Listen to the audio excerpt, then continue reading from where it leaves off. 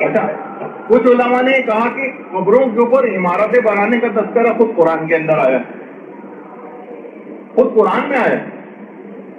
قرآن میں جو اصحاب کہف، اگر آپ جا کر پڑھیں خود سورہ کہف کے اندر، فَقَالُوا ابْنُوا عَلَيْهِمْ بُنْيَانًا، ان کی قبور پر عمارت تعمیر کرو۔ جو لوگ موجود تھے اصحاب کہف، جب دوبارہ قبروں کے اندر چلے گئے تو لوگوں نے کہا کہ ہم ان کی قبور کے اوپر عمارت تعمیر کریں گے۔ پھر کہا وَقَالَ الَّذِينَ غَلَبُوا عَلَىٰ أَمْرِهِمْ لِنَتَّخِذَنَّ عَلَيْهِمْ مَسْجِدًا، اور وہ لوگ جنہوں نے اپنے کام میں غلبہ حاصل کر لیا، وہ کہنے لگے کہ ہم ان کی قبور پر مسجد تعمیر کریں گے، ان کی قبور پر مسجد تعمیر کریں گے۔ علماء فرماتے ہیں قرآن نے جو وہاں موجود لوگ تھے ان کے نظریات کو بیان کیا، مگر ان پر کوئی تنقید نہیں کی، جس کے معنی یہ ہے کہ یہ نظریہ صحیح، ان قبروں کے اوپر تعمیرات جائز، وہاں پر مسجد بھی بنائی جا سکتی۔ یعنی اگر یہ قابل اعتراض یا حرام ہوتا تو قرآن فقط ذکر کر کے نہ رہ جاتا، قرآن کتاب ہدایت، لہذا قرآن نے ان نظریات کو بیان کر کے واضح کر دیا کہ اولیاء و صالحین کی قبور کی تعظیم کرنی ضروری ہے، ان کی قبروں کی حفاظت ضروری ہے، اور ان پر عمارتیں اور مقبروں کی تعمیر وہ بھی بالکل جائز اور صحیح۔ ورنہ خود قرآن یہ کہتے تھا اس نظریے کو اظہار کر کے کہ ہم یہاں پر مسجد بنائیں گے، تو قرآن کو فوراً اگلی آیت میں اس بات کو منع کرنا چاہیے تھا کہ یہ نظریہ صحیح ہے، یہاں پر مسجد نہیں بنائی جا سکتی۔ فقط ان کی اس بات کو ظاہر کر کے قرآن کا اس سلسلے میں خاموش ہو جانا اس بات کی نشاندہی کر رہا ہے کہ اسلام میں چیز جائز۔ اور کتب تاریخ کے اندر ملتے ہیں کہ خود صحن کعبہ، اس میں 70 یا اس سے زیادہ تعداد کے انبیاء کی قبور کا بھی تذکرہ ہے، اختلاف روایت ہے کتنی تعداد ہے۔ خود یہ جو مسجد الحرام کا صحن ہے خانہ کعبہ کے سامنے، اس کی زمین کے نیچے 70 انبیاء کے قبور، سب وہیں پر ہی نمازیں پڑھتے ہیں۔ اگر دیکھا جائے ان کے نیچے کسی جگہ پر ہوں گی نا قبریں، اور اس کے اوپر تمام مسلمان وہیں پر ہی نماز پڑھتے ہیں۔ اور اسی طرح سے ہجر اسماعیل میں آپ نے دیکھا قبر کے بالکل ساتھ ہی نمازیں ادا کی جاتی ہیں۔ پیغمبر نے آج تک کبھی نہیں روکا، پیغمبر کے اصحاب نے آج تک کبھی کسی کو نہیں روکا کہ یہاں پر قبور ہیں، یہاں نماز نہ پڑھو، اس سے ہٹ کر نماز پڑھو، دور جگہ جا کے نماز پڑھو، ایسا کہیں پہ بھی نہیں۔ اور باقاعدہ حضرت ابن عمر سے جو ایک روایت ہے، کسی مسجد الخیف قبر و 70 نبی ہے۔ مسجد خیف جو ہے مینا میں، مسجد خیف، یہاں پر 70 انبیاء کے قبور، 70 انبیاء باقاعدہ متفق ہے، ہماری کتابوں میں بھی ہے، اہل سنت کی کتابوں میں آج تک کبھی کسی نے اس کے ذوق کے متعلق کوئی بات نہیں کی۔ تمام علماء نے مناسک حج میں یہ والی روایت بھی نقل کی، جو تفصیلی مناسک ہیں جس کے اندر روایتیں وغیرہ بھی اکثر علماء نقل کرتے ہیں۔ تو خود مسجد خیف یہاں پر 70 انبیاء کے قبور ہیں، اور یہاں پر 100 رکعت نماز پڑھنا، جہاں پر یہ 70 انبیاء کی قبریں ہیں، 70 سال کی عبادت کا ثواب اسے دیا جاتا ہے جو مسجد خیف میں 100 رکعت نماز پڑھنا۔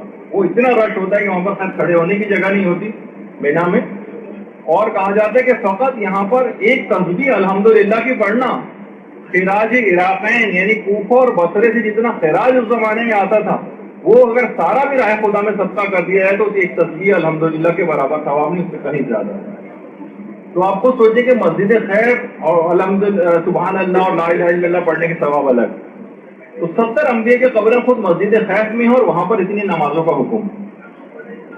تو اچھا، اسی طرح سے حدیثوں کے اندر برادران اہل سنت کے یہاں بھی اور ہمارے یہاں بھی کہ حضرت عیسیٰ کو انتقال کے بعد پیغمبر اسلام کی جو زری ہے، جو درمیانی والی زری ہے، لیفٹ درمیان میں جو لیفٹ والا جو کارنر، یہاں پر پیغمبر اسلام کی قبر ہے، دائیں طرف 2 خلفاء کی، اور اس کے بعد یہ لیفٹ 2 جو آپ کو قبروں کی جگہ ہے یہاں پر، یہ جو زری ہے، ایک میں حضرت عیسیٰ جب امام زمانہ علیہ السلام تشریف لائیں گے،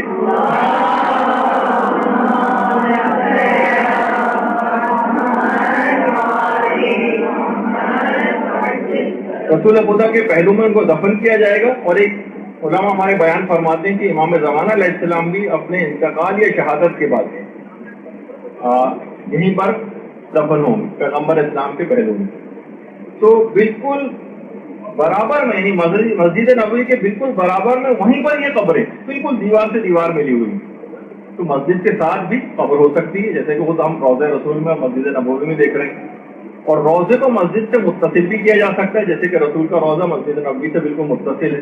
نمازوں کی جگہ ٹھیک ہے الگ ہے، روبہ قبلہ ہو کر وہاں نمازیں پڑھتے ہیں. کوئی رسول خدا کی قبر کو قبلہ بنا کے تو نماز نہیں پڑھتا. تو اس میں کوئی تضاد اور کوئی مخالفت نہیں ہے کہ جہاں پر قبر ہوگی اس کے برابر میں مسجد نہیں ہو سکتی. ایسا کچھ نہیں کیا وہاں پہ نماز نہیں پڑھی جا سکتی، ورنہ اس سے پہلے ذکر آگے کہ حضرت عائشہ کی نمازیں پھر کس طرح سے ہوئی ہوں گی. تو ان میں کوئی تضاد اور مخالفت نہیں. اور سنی شیعہ تمام روایات میں یہ بات آئی ہے، اور خود ملا یحضر الفقی میں بھی ہے، وسائل الشیعہ میں بھی ہے کہ رسول اللہ نے یہود و نصارہ پر لعنت کی تھی جنہوں نے اپنے انبیاء کے قبور کو مسجد بنا لیا. دیکھیے یہ چیز اکثر لوگ یہ پیش کرتے ہیں کہ تم نے اپنے انبیاء کے قبور کو مسجد بنا لیا. تو اس زمانے میں یہود و نصارہ نے انبیاء کی قبور کو قبلہ بنا کر عبادت شروع کر دی. دیکھیے کوئی بھی قبر کتنی ہی مقدس کیوں نہ ہو، اس کو قبلہ نہیں بنایا جا سکتا. مگر کسی چیز کے سامنے سجدہ، جبکہ ہم سجدہ خدا کو کر رہے ہیں یہ حرام نہیں. دیکھیے جب سجدہ آپ کرتے ہیں کوئی نہ کوئی چیز تو سامنے ہوتی. اس کمرے میں مثلا اگر آپ پڑھ رہی ہیں نماز اور سامنے LCD ہے آپ کے لگا ہوا، تو آپ LCD کو تھوڑی سجدہ کر رہی ہیں. اور یا مثلاً آپ کوئی خانے کعبہ وہاں جا کے نماز پڑھ رہا ہے مسجد الحرام میں، تو ہمارے سامنے قبلہ کعبے کے طور پر ہوتا ہے، لیکن ہم کعبے کو سجدہ نہیں کر رہے ہوتے، سجدہ پروردگار عالم کو کر رہے ہوتے ہیں. کعبہ جو ہے اس کی طرف رخ کرنا ہوتا. تو دیکھیے اس زمانے میں نیا نیا اسلام آیا تھا. علماء نے کہا اول تو ان تمام روایات کے اندر بھی ذوف ہے کہ جو بہت سی روایات کے اندر اگر ممانعت آئی بھی اس سے ہم آگے چل کر بات کریں گے. لیکن پیغمبر اگر کچھ وقت کے لیے ہم اس کو صحیح مان بھی لیں تو علماء فرماتے ہیں پیغمبر اسلام کو اس بات کی تشویش تھی کہ یہ قوم جو تھی یہ بت پرستی کی عادی رہی. ابھی نیا نیا اسلام اس نے قبول کیا، کہیں ایسا نہ ہو کہ پرانے بت پرستی کے طور طریقوں پر واپس چلے گئے. تو بہت سے احکام پیغمبر نے اس زمانے کے لوگوں کو مصلحت کو سمجھتے ہوئے وقتی طور پر دیے، لیکن جب وہ بت پرستی کا خطرہ ٹل گیا اور باقی نہیں رہا تو پھر اس کے بعد وہ ممانعت بھی ختم ہو گئی. اکثر علماء اہل سنت بھی اس بات کے قائل. اچھا دیکھیے پہلے زمانے میں قبیلوں میں کچھ مسابقات بھی پائی جاتی تھی، آپس میں بڑا کمپٹیشن ہوتا تھا. الحاکم التکاثر حتی زرتم المقابر. وہ اپنے مردوں پر بھی فخر و وباہت کا اظہار کرتے تھے، عربوں میں ایک رواج تھا. دیکھیے بہت سے لوگ اپنی دولت کے اعتبار سے اپنے مردوں کو عام لوگوں کے لیے، یعنی بالکل عام سے افراد ہیں، لیکن کیونکہ اپنے فخر و وباہت کا اظہار کرنا مقصد ہے. آج بھی کتنے ممالک کے اندر امیر کبیر افراد اپنے مردوں کے لیے اتنے بڑے بڑے اور عالیشان محل نما جو ہے وہ مقبرے بنا دیتے ہیں عام افراد کے لیے، اپنی دولت کے اظہار کے لیے، اس کے شان و شوکت کے اظہار کے لیے، اپنے بڑے عہدوں کے اظہار کے لیے بڑی بڑی عمارتیں وہ بن جاتی. بہت سے لوگ تو یہ کرتے ہیں کہ مردہ ہے اس کے ساتھ اس کی قبر میں اپنی شان و شوکت کے اظہار کے لیے کمپیوٹر بھی رکھا جا رہا ہے اور ڈریسنگ ٹیبل بھی رکھی جا رہی ہے اور صوفے بھی رکھے جا رہے ہیں. ہونا یہ نہیں یہ ہے. اس زمانے میں بھی بعض اوقات یہ عربوں کے اندر جو ہے اپنے مردوں پر فخر و وباہت کی مسابقت پائی جاتی ہے، یعنی کمپٹیشن ہوتا تھا. تو اگر یہ سب کچھ ہونے لگے گا اور اس پہ بڑی بڑی عمارتیں بننے لگیں گی تو عام آدمیوں میں طبقاتی نظام ہونے لگے گا. پیغمبر اسلام اسلام نے بھی اس بات کو پسند نہیں کیا کہ اس طرح کے طبقات مردوں کے سلسلے میں پیدا ہو جائیں. صرف بزرگان جو انبیاء ہیں، اولیاء ہیں، ائمہ ہیں، بڑے بڑے علماء ہیں جن کی تصاویر آپ نے اس سے پہلے دیکھی، ان کی قبور پر تو گنبد، قبے وغیرہ بنائے جا سکتے ہیں، لیکن عام آدمیوں کے لیے پیغمبر نے اس کو روکا اس زمانے میں، اس رجحان کو. ورنہ ایک ٹرینڈ جنم لے لیتا کہ عام آدمیوں میں شان و شوکت اور عمارت کا اظہار قبور کے ذریعے بھی کیا جانے لگتا. دیکھیے آج بھی بہت ساری چیزیں ایسی ہیں. ایک صاحب کا ایک زمانے میں میرے پاس فون آیا کہ میری والدہ کا انتقال ہو گیا اور ہاسپٹل کا بھی بہت قرضہ ہے، مجھ پر بہت ڈیزرونگ ہوں، لیکن مجھے فوری طور پر سوئیں کی مجلس کیونکہ میں نے فلاں مشہور ذاکر دین سے پڑھوانی ہے ورنہ خاندان میری ناک کٹ جائے گی، اور اس نے 50,000 روپے مجھ سے ڈیمانڈ کی. تو مجھے 50,000 روپے کہیں سے قرضہ دلا دے جبکہ ہاسپٹل کا قرضہ بھی موجود. فخر و وباہت کا اظہار مردوں کے ذریعے.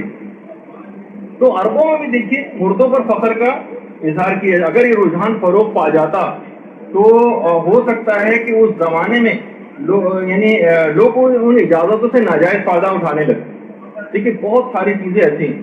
کہ مثلا بہت سی مراسم عزاداری کو بھی اگر شتر بے مہر کی طرح آزاد چھوڑ کر عام لوگوں کے ہاتھ میں دے دیا جائے، علماء دین جو کہ سمجھ سکتے ہیں کون سی رسم کس طرف لے جا سکتی ہے. جیسے کہ آپ نے دیکھا کہ لوگوں نے اس کے خلاف ایک بکروں کا خون پینے والا جو ایک سلسلہ شروع ہو گیا، لیکن کیا ہے کہ یعنی قوم نے بہرحال ایک اسٹرانگ ریئیکشن شو کیا، اور ایک آدھ دفعہ کے واقعے کے بعد پھر وہ کام نہیں ہوا.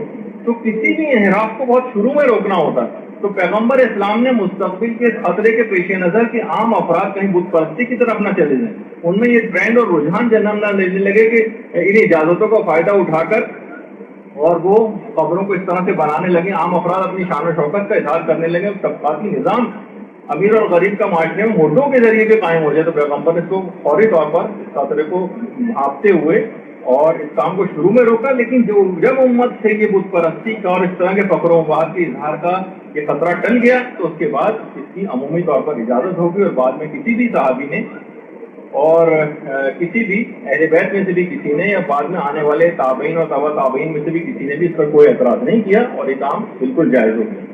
تو دیکھیے بزرگان کی جو قبریں ہیں یہ شاعر خدا، شاعر کا احترام اصل میں خدا کا احترام، جس طرح ایک ملک کے سفیر کا احترام اس ملک کا احترام شمار کیا جاتا ہے، کسی کے ملک کے پرچم کا احترام اس ملک کا احترام شمار کیا جاتا ہے، بادشاہ کا قاصد جو کوئی خط لے کر آتا ہے اس کا احترام بادشاہ کا احترام سمجھا جاتا ہے. یہی وجہ ہے کہ پہلے زمانے جب ایلچی کوئی خط لے کر آتے تھے اور ایلچی کو قتل کروایا جاتا تھا تو اعلان جنگ اس بات کو سمجھا جاتا تھا، کیونکہ اس کا مطلب ہے کہ بادشاہ کا انہوں نے احترام نہیں کیا. ایلچی کا قتل کرنا اعلان جنگ سمجھا جاتا تھا. قیصر روم نے جب خط پھاڑا تھا پیغمبر اسلام کا، پیغمبر نے مختلف خطوط روانہ کیے تھے، قیصر روم کے پاس گیا تو اس نے توہین آمیز انداز میں خط کو پھاڑ دیا، جس کا تذکرہ ایک اگلی ہماری جو گفتگو ہوگی اس میں بھی آئے گا. تو توہین رسول تھی، کھلم کھلا توہین رسول تھی. اس میں صرف کاغذ کا ایک ٹکڑا نہیں پھاڑا تھا بلکہ پیغمبر کی توہین کی تھی. تو پیغمبر نے اس کے لیے بد دعا بھی کی تھی کہ خدا اس کی حکومت کو ٹکڑے ٹکڑے کر دے. تو بہرحال آپ نے یہ دیکھا کہ یہ چیزیں کہ اگر ہوتا ہے کہ بھائی صرف کاغذ کا ٹکڑا ہی تو پھاڑا ہے، کون سی ایسی کوئی پریشانی والی بات نہیں، ایسا نہیں تھا مطلب. تو آج تک دیکھیے کسی صحابی نے بھی، کسی تابعی نے بھی، کسی تبع تابعی نے بھی، متقدمین، متاخرین، متاخر المتاخرین علماء، کسی نے بھی حتیٰ کہ پانچوں مسالک میں سے 4 مسلک اہل سنت کی اور ہمارا مسلک جو ہے، کسی نے بھی ان کو ڈھانے کا اور منہدم کرنے کا آج تک کبھی فتویٰ نہیں دیا. نہ بےحرمتی کی، نہ توہین کی، نہ بوسہ دینا قبروں کو شرک قرار دیا، نہ ان کو ہاتھ لگانا شرک قرار دیا، نہ چومنا شرک قرار دیا. صرف ایک ٹولہ 1000 سال بعد نمودار ہوتا ہے اور ایک نیا دین ایجاد کرتا ہے. اور یہ فقط ہم یہ بات نہیں کہہ رہے، خود علماء اہل سنت یہ بات جو ہے وہ کہہ رہے ہیں. اور آپ تھوڑا سا اس کے متعلق کچھ سن لیجئے کہ اور غور سے سنیے گا اس سلسلے میں جو نظریہ ہے. جب قبر پکی کرنے کے بارے میں مانے تو مقبرے بنانے کے بارے میں کیا وضاحت ہے؟ کیوں بزرگوں کے مزارات بھی بنائے جاتے ہیں؟ کیا یہ درست ہے؟ ہاں، جو قبر پکی کرنے کی ممانعت ہے اس پر 2 ویوز ہیں. بعض سب یہ کہتے ہیں کہ جو اوپر جو بنا ہوا ہوتا ہے یہ قبر ہے. بعض علماء نے کہا اس پر اختلاف ہے. بعض کہتے ہیں کہ قبر اس کو نہیں، اس کو تعویذ کہتے ہیں، یعنی قبر کا نشان کہتے ہیں اس کو. قبر عربی زبان میں حقیقت میں وہ جگہ ہے زمین کھودنے کے بعد جہاں میت کو رکھا جاتا ہے. نیچے گڑھا کھود کر دائیں طرف ذرا آگے نکال کر جیسے بند کرتے ہیں نا اینٹوں سے، تو اینٹوں سے بند کرنے کے نیچے زمین کا جو حصہ ہے علماء عرب کے کہتے ہیں کہ قبر وہ ہے. اوپر تو علامت ہے، نشان پہچان کے لیے کہ یہ قبر ہے. تو جس میں میت رکھا جاتا ہے وہ قبر ہے. وہ ہر کوئی کچا رکھتا ہے اور وہ اس کا ہے کہ وہ کچی رہنی چاہیے. باقی اوپر کا جو نشان ہے تعویذ کا، یہ اس کی پختگی کے لیے، نشان کے لیے، علامت کے لیے کہ بعض گرد مٹ جاتی ہے. یہ کرنے میں بعضوں نے کہا مباح ہے. بعض اس کو ترجیح دیتے ہیں، بعض ترجیح نہیں دیتے، بعض مباح کہتے ہیں. تاہم اس میں گناہ نہیں ہے. جو گناہ کا عمل ہے وہ یہ کہ نیچے زمین کے جو کھودی جاتی ہے وہ پکی نہ ہو، اندر اس کو سیمنٹ نہ کیا جائے، وہ کچا رہو، کیونکہ مردہ جسم جہاں رکھا جا رہا ہے زمین میں اس کو پختہ کرنے کی کوشش نہ کریں. بس یہ بات. باقی جو چیزیں وہ پھر اس کے لیے پرمیسیبل مباح ہو جاتی. حرج نہیں. حضور اسلام کا اپنا مزار ہے. 1400 سال سے امت نے پہلی صدیوں میں ڈیل کیا ہے نا. مزار پاک اونچی قبر مبارک بھی حضور کی. سیدھا آپ فوٹو دیکھتے ہیں کہ سیدھا صدیق اکبر سیدھا فاروق اعظم پر خلاف بھی ہے. وہ تو پاکستانی نہیں نہ کرتے, وہ تو سارے انگی عرب لوگ ہی رہے ہیں نا جو تو ڈیل کرنے والے تو عالم عرب میں. اور یہ صرف پاک انڈیا کا معاملہ نہیں, آپ عراق جائیں تمام مزارات اسی طرح. پہلے عراق کا عقیدہ بھی یہ ہے. شام جائیں تمام مزارات شام میں اسی طرح. میں تو جاتا ہوں, میں تو دیکھتا رہتا ہوں. پہلے شام سیریا کا عقیدہ بھی یہ ہے. ایران میں جائیں ان کا عقیدہ بھی یہ ہے. مصر میں جائیں, میں مصر سے ہو کے آیا ہوں, امام شافعی کا, سیدہ نفیسہ کا, بڑے بڑے اکابر اولیاء اللہ کے سب کے مزارات اسی طرح جیسے پاکستان انڈیا کا رواج ہے. ان کا عقیدہ بھی یہ ہے. میرا مقصد بات کا یہ ہے کہ ترکی جائیں, مولانا روم اور ابو ایوب انصاری رضی اللہ, فوٹو دیکھیں نا مزارات کے, ان کے بھی مزارات گنبد کے ساتھ اسی طرح. تو جو لوگ یہ کہیں ان سے کہیں کہ یہ آپ ہی کا عقیدہ ہے, باقی سارا عالم عرب ایک سعودی عرب کو چھوڑ کر. اور سعودی عرب کا بھی یہ تازہ 70 سال کا عقیدہ ہے کہ مسمار کی ہیں قبریں. 70-75 سال پہلے تک وہاں بھی مزارات اور گنبد ہوتے تھے, پورے 1400 سال سے. پرانی فوٹوز ہیں. حضرت فاطمہ الزہرا کا مزار اور گنبد تھا, عثمان غنی رضی اللہ تعالیٰ عنہ کا مزار گنبد تھا, حلیمہ سعدیہ کا تھا, اہل بیت اطہار کا تھا. تو یہ گرائے ہیں. حضرت آمنہ کا تھا. پرانے فوٹو موجود ہیں کتابوں میں. تو یہ بھی جب 25-24 میں یہ اقتدار پر آئے, پھر 40s میں تو بلڈوز کیے اب. تو وہ عقیدہ جو 70 سال میں اب آیا ہے وہ درست ہے, یہ سعودی عرب میں جو 1400 سال اس سے پہلے رہا ہے وہ درست ہے. بڑی سمپل بات. بعض لوگ کہتے ہیں دیکھو جی اسلام عرب سے شروع ہوا, سعودی عرب اس مکہ مدینہ سے, ان کی بات ماننی چاہیے. تو اسلام 70 سال میں ابھی شروع ہوا یا 1400 سال پہلے شروع ہوا؟ یہ جو انہوں نے چینجز کی ہیں یہ تو اس اقتدار میں سعودی گورنمنٹ کے قیام کے بعد نئی چیزیں لائے ہیں. ان سے پہلے کیا تھا صدیوں تک وہ وہی طور طریقہ تھا جو آپ کا ہے. اور یہی آج عالم عرب میں ہے, عالم عجب میں ہے. میں نے آپ کو فلسطین کا بتایا, اردن میں بتایا, سارے ملک دنیا بھر میں جہاں جائیں تو سب کا عقیدہ یہی. کچھ لوگ سعودی عرب کے زیر اثر ابھی پیدا ہوئے صدی, اس موجودہ صدی کے اندر کچھ گلف میں آ گئے, کوئی سعودی عرب میں, کچھ پاک اور انڈیا میں. انہوں نے ایسے مسائل اور فتنے چھڑے ہیں کہ اسلام میں یہ نہیں, یہ نہیں, یہ نہیں. انہیں کہیں کہ یہ تمہارا پوائنٹ آف ویو پورے عالم عرب اور عالم اسلام میں بھی ایکسیپٹیبل نہیں ہے. پوری دنیا اسلام کے علماء آج بھی ان کی بھاری اکثریت 90%, مور دین 80% اسی عقیدے اور طور طریقے پر قائم ہے. وہاں بھی علماء ہی رہتے ہیں, محدثین ہیں, شارحین ہیں, اکابر ہیں. تو ایک ہی پوائنٹ ہوگی. تو آپ نے دیکھا کہ صرف ہم ہی اس نظریے کے حامی نہیں ہیں بلکہ علماء اہل سنت بھی اسی بات کے قائل ہیں. چند ایک مخصوص ایک چھوٹے سے ٹولے کو چھوڑ کر جس کا بھی ہم بار بار تذکرہ کر رہے ہیں. اچھا پھر ہم ان سے یہ کہتے ہیں کہ صرف یہی ایک چیز حرام تھی؟ کتنے اور ایسے حرام ہیں. کل تک آپ تصویر کو بھی حرام کہتے تھے اور آج ہر مفتی ٹی وی پر آ رہا ہے اور اپنی تصاویر کھنچا رہا ہے اور اخبارات کے اندر تصویریں آ رہی ہیں. تو آپ خود اگر آپ دیکھیں تو امر بالمعروف اگر آپ کو کرنا ہے تو سب کو امر بالمعروف کریں نا. بعض اوقات تو خود بادشاہ وہاں پر آتا ہے اور بادشاہ آ کر قبر رسول کے سامنے ہاتھ اٹھا کر, جس میں ہر شخص کو وہاں پر روکا جاتا ہے, اور وہ خود آ کر وہاں پر قبر رسول کی طرف رخ کر کے قبلے کی طرف پش کر کے جو ہے وہ دعا مانگا, اور وہاں ہر ایک کو مشرک قرار دیا جاتا ہے اگر کسی نے قبر کے سامنے کھڑے ہو کر اس انداز سے کوئی دعا کی. لیکن بہرحال وہاں پر تو اس طرح کی بات جو ہے وہ نہیں ہوتی. پھر ہمیں یہ چیز نظر آتی. اتنی چیزیں ایسی تھی جس کو آپ کہہ رہے ہیں بار بار تصویر حرام ہے, تصویر حرام ہے, تصویر حرام ہے. وہاں پہ اکثر لوگ تصویر دیکھ رہے ہوتے ہیں, اکثر ابھی بھی بعض اوقات اب اتنا نہیں رہا لیکن پھر بھی کچھ منع کرتے ہیں. ہمارے مولانا غلام علی وزیری صاحب جب گئے تھے اور جنت البقیع میں وہاں نے کہا تھا کہ تصویر کس کی حرام ہے, تو انہوں نے کہا, مولانا نے صرف یہ بات سنی اور اس کے بعد اپنی جیب سے نوٹ نکالا اور کہا کہ اس تصویر کے متعلق کیا خیال ہے آپ کا. تو بہرحال تو دیکھیے اگر بقیع کے گنبد حرام تھے تو پھر کیا وجہ ہے کہ روضہ رسول کا گنبد معاذ اللہ ثم معاذ اللہ نقل کفر نواشد, یعنی وہ بدرجہ والا حرام ہونا چاہیے. جب بقیع کی گنبد حرام ہے تو اس پیغمبر خدا کی قبر پر تو اس حرام کو بدرجہ اولا اور حرام ہونا چاہیے, اور بقیع سے زیادہ روضہ رسول کو اس حرام سے بچانا ضروری تھا.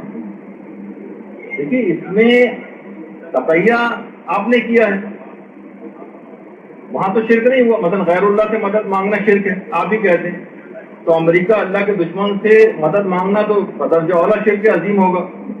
یہود و نصارہ کو قرآن کہہ رہا ہے اپنا دوست نہ بناؤ، لیکن امریکہ اور اسرائیل کے ساتھ مل کر مسلمان ملکوں پر چڑھائی کرنے کی بھی تیاریاں بعض اوقات دیکھنے میں آتی ہیں. یہ چیزیں شرک ہیں. تو بہرحال فقط یہیں کی حد تک بات نہیں، اپنی کتابوں میں تو اس شرک کا دائرہ انبیاء تک لے جایا گیا.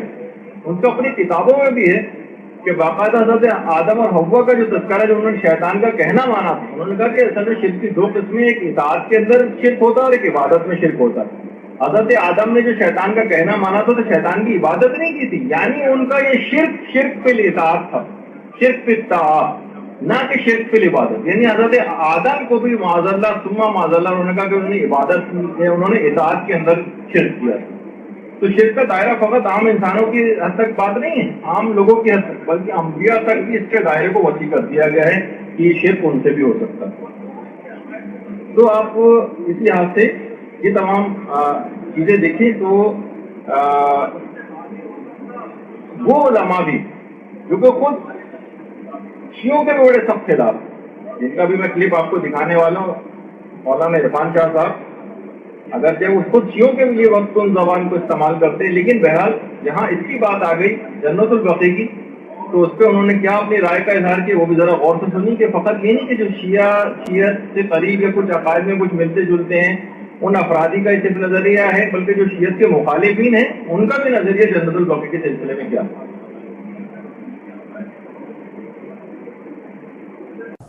کہ کچھ عرب ممالک میں مزارات کو منہدم کیا گیا، تو اس حوالے سے آپ تھوڑی تاریخی روشنی اگر ڈال دیں کہ کن مزارات کو منہدم کیا گیا اور ان کی بے حرمتی کیوں کی گئی اور اس کی شرعی حیثیت کیا ہے جو بندہ مزارات کی بے حرمتی کرے. کہ پچھلے 150 سال پونے 200 سال سے پہلے کبھی یہ مسلمانوں میں جو مسلمان پہلے گزر گئے جی ان کا یہ متفقہ طریقہ تھا. سبحان اللہ.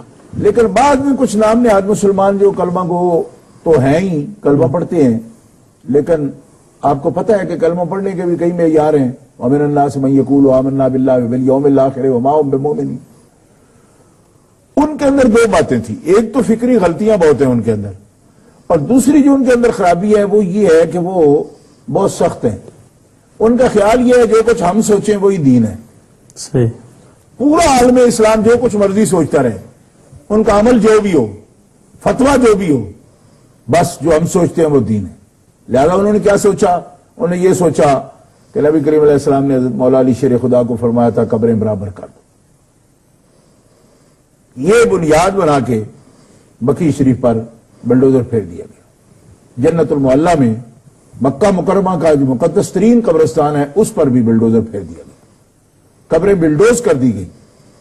ان مقدس ہستیوں کی کہ میں سمجھتا ہوں کہ آج اسلام کو جو اشاعت، شوکت، عظمت حاصل ہوئی ہے، ان میں ان کا خون بھی شامل ہے، ان کے مال شامل ہیں، ان کی قربانیاں شامل ہیں. ان کے آثار کو اتنی بے دردی کے ساتھ ان لوگوں نے، جن کی آج حجاز مقدس پر جو اپنی حکومت بنائے بیٹھے ہیں، ان کے مفتیوں کے فتاوی کے مطابق ان قبروں کو بلڈوز مسمار کر دیا گیا. حتیٰ کہ میں یہ اس بات کا خود گواہ ہوں کہ ایک شخص سے جب میں نے 2006 کے حج میں سوال کیا، وہ پروفیسر تھا مدینہ منورہ میں یونیورسٹی میں، اس سے اسی مسئلے پر اتفاقاً بات ہو گئی سرکار کے روضہ اقدس کے بالکل قریب. تو میں نے اس کو کہا کہ دیکھو، نبی کریم علیہ الصلوۃ والسلام کا روضہ مقدس تمہارے سامنے ہے، اور یہ ہمارے لیے دین کا سب سے عمدہ نمونہ ہے. قبروں کے بارے میں اگر تحقیق کرنی ہو کہ کس حال میں ان کو رکھا جا سکتا ہے تو یہ مثال آپ کے سامنے. نبی پاک کا روضہ مبارک ہے، ساتھ دونوں یار ہیں سرکار کے شیخین کریمین، ان کی قبریں ہیں، ان کے اوپر یہ گنبد ہے تمہارے سامنے موجود ہے. تو جس ہستی کا گنبد مبارک بنایا جا سکتا ہے، ان کی بیٹی کا گنبد شریف رکھنا یا پردہ رکھنا ان کی قبر کا، یہ کیسے حرام ہو سکتا ہے؟ میں نے براہ راست یہ سوال کیا، تقریباً 15-20 آدمی یہاں اس علاقے کے UK سے تعلق رکھنے والے بھی وہاں موجود تھے، ان کے سامنے میں نے اس کو کہا، جواباً اس بدنہاد شخص نے، آج بھی دل میرا خون کے آنسو ہوتا ہے، جواباً اس نے کوئی 15-20 مسلمان جو میرے ساتھ تھے وہ گواہ ہیں اس بات کے، اس نے یہ کہا اس گنبد کو بھی ہم جائز نہیں سمجھتے۔ تو میں نے کہا اچھا جائز نہیں سمجھتے تو پھر رکھا کیوں ہے؟ ان کو جو گرا دیا ہے، تو کہنے لگا کہ تم جیسے جو لوگ ہیں انہی کا ہمیں خطرہ ہے کہ اس کا بہت زیادہ احتجاج کریں گے۔ اچھا، ایک تو مجھے اس کی سوچ پر بہت رنجیدہ ہوا میں، لیکن ایک بات کی میرے دل میں خوشی بھی ہوئی کہ عاشقان مصطفیٰ اگرچہ بہت منظم نہیں ہیں، بکھرے ہوئے ہیں، لیکن اس کے باوجود ابھی تک بھی ان گستاخوں کے دماغوں پر ان کا اتنا دبدبہ موجود ہے کہ محسوس کرتے ہیں کہ ہم کہیں شاید منہ دکھانے کے نہ رہیں۔ لیکن میں اس کو پھر بھی احساس دلایا، میں نے کہا یہ کوئی تمہاری مہربانی نہیں ہے۔ کیوں؟ کہ ہمارے احساسات اسی طرح مجروح ہیں، واللہ العظیم میں قسم اٹھا کر یہ بات کہتا ہوں کہ میں نے اس کو بھی یہ بتایا، میں نے کہا ہمارے احساسات اسی طرح مجروح ہیں کہ معاذ اللہ اگر تم گنبد خضرا کے ساتھ ایسی کوئی حرکت کرتے تو جتنے دل ہمارے رنجیدہ ہوتے اس سے کوئی کم رنجیدہ اس بات پر نہیں ہے کہ رسول خدا کی بیٹی کی قبر انور کو اگر ننگا کر دیا گیا ہے اور قبر رکھی نہیں گئی۔ یعنی دیکھیں جس قدر نازک تعلق ہمارا ایک امتی کا اور ایک عاشق کا نبی کریم علیہ السلام کے ساتھ ہے، اس تعلق میں جو احساس، جو لطافت اور نزاکت ہے، سبحان اللہ، میں یہ سمجھتا ہوں کہ حضرت خاتون جنت کے بارے میں ہر اس مسلم کے احساسات اتنا ہی لطیف ہیں، اس حیثیت سے کہ اللہ کے رسول تو صرف آپ ہی ہیں ہمارے آقا، سبحان اللہ، مگر جتنا قریب ہے حضرت سیدہ خاتون جنت آپ کے، میں اس بارے میں کچھ بیان نہیں کر سکتا۔ وہ نبیہ نہیں ہے، نہ اللہ تعالیٰ نے عورتوں کو نبی بنایا، مگر ہمارے آقا کے جگر کا ٹکڑا ہے وہ، سبحان اللہ، احادیث صحیحہ میں یہ موجود ہے۔ تو جس شخص کو سرکار سے کچھ شرم آتی ہو کہ آپ کی ہم ایسی انسلٹ نہیں کر سکتے، آپ کے روزہ اطہر کی بھی، ایسے شخص کو ضرور حضرت سیدہ عائشہ صدیقہ طیبہ طاہرہ ام المومنین صدیقہ بنت صدیق، ان کی قبر انور کو گراتے بھی شرم کرنی چاہیے تھی۔ حضرت خدیجۃ الکبریٰ الاماں، پہلی ماں، کہف امن و امان، سبحان اللہ، جیسے کہ کہف ہوتے ہیں نا جو کہ پناہ بن جاتی، سبحان اللہ، تو اعلی حضرت مولانا شاہ احمد رضا فرماتے ہیں کہ وہ پہلی ماں ہے مومنوں کی جو اسلام کے لیے کہف کا درجہ رکھتی ہے، کہف امن و امان، جس نے امن و امان فراہم کیا ہے اسلام کی غربت میں غربا کو، ان کی قبر انور کو جب بلڈوزر کا، یعنی میں سمجھتا ہوں کہ وہ جس سے وہ کرش کرتے ہیں چیزوں کو، ایسی چیز لگائی گئی تو اس منافق کا دل کیا کانپا نہیں جس نے یہ حکم دیا، اور وہ بھی یقیناً منافق ہے کہ جس نے یہ حرکت کی اور اس کے دل کے اندر کوئی خیال نہیں آیا۔ دیکھیے یہ کوئی کنکریٹ کی چیز نہیں ہے، صحیح بات، اس کا تعلق تو مومن کے احساسات سے ہے، اس کے جذبات سے ہے، اس کے ایمان سے ہے اس کا تعلق۔ اس کو اس انداز سے مت دیکھیں، یہ قبریں کچی بھی کیوں نہ ہوں، خدا کی قسم 100 منزلہ محلات جو ہیں وہ اس کچی قبروں کی جو عظمت ہے اس کے سامنے ہمیں وہ بالکل بونی وہ بلڈنگیں نظر آتی ہیں۔ کیوں؟ عظمت تو مکین کی ہے، جو وہاں تشریف فرما ہے اس کی عظمت ہے، لیکن جس حالت میں ہمارے سے پہلے مومنین نے ان کو رکھا، جس عظمت کے ساتھ رکھا، سبحان اللہ، جی آج بھی وہاں شاہی قبرستان میں تو آداب اور رکھے گئے ہیں۔ وہ کون شاہ ہیں جن کی قبروں کو محفوظ رکھنے کے لیے صرف جو گیٹ بنائے گئے ہیں وہی بڑے بڑے محلات کے برابر ہیں، اور اندر کون سلائے ہوئے ہیں؟